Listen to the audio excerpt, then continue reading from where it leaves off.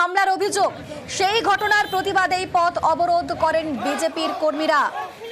আমাদের সঙ্গে রয়েছেন প্রতিনিধি শুভঙ্করের বিস্তারিত বলবে শুভঙ্কর।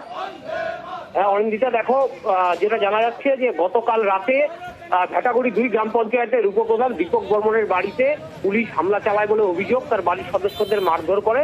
সেই ঘটনার প্রতিবাদে কেন্দ্রীয় মন্ত্রী নিশীথ প্রামাণিকের বাড়ি ভেটাগুড়ি, সেই ভেটাগুড়ি চৌপতিতে আজ দুপুর থেকে পথ অবরোধ শুরু করে বিজেপি নেতাকর্মীরা। পুলিশের বিরুদ্ধে হামলার অভিযোগ তুলে পাশাপাশি তাদের যেটা অভিযোগ, তৃণমূল আশ্রিত দুষ্কৃতীরা তাদের বাড়িতেও হামলা চালিয়েছে। এই 2 ঘটনার পরিপ্রেক্ষিতে এদিন দীর্ঘক্ষণ পথ অবরোধ চালায়।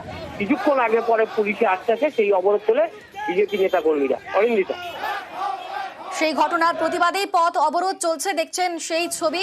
কেন্দ্রীয় মন্ত্রীর বাড়ির সামনে আজকেও বিক্ষোভ দেখাচ্ছেন বিজেপির কর্মী সমর্থকেরা। নিশীথ প্রামাণিকের বাড়ির সামনে বিক্ষোভ চলছে। বিজেপির উপপ্রধানের বাড়িতে হামলায় রীতিমতো ক্ষোভ প্রকাশ করছেন বিজেপির কর্মী সমর্থকেরা, যে কারণে এই পথ অবরোধ করে বিক্ষোভ দেখাচ্ছেন তারা।